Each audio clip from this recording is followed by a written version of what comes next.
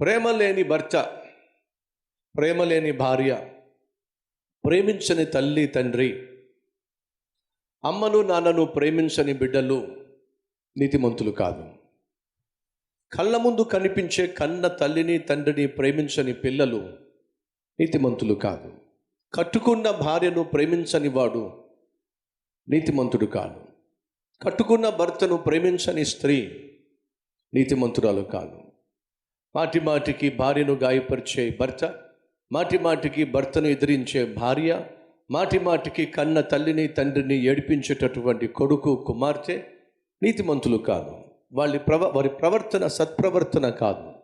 అది వారిని గాయపరిచే ప్రవర్తన, బాధించే ప్రవర్తన, ఏడిపించే ప్రవర్తన, కృంగదీసే ప్రవర్తన, మానసికంగా నలిపివేసే ప్రవర్తన, శారీరకంగా బాధించే ప్రవర్తన ఎవరు కలిగి ఉంటారో వారు నీతిమంతులు కానే కాదు.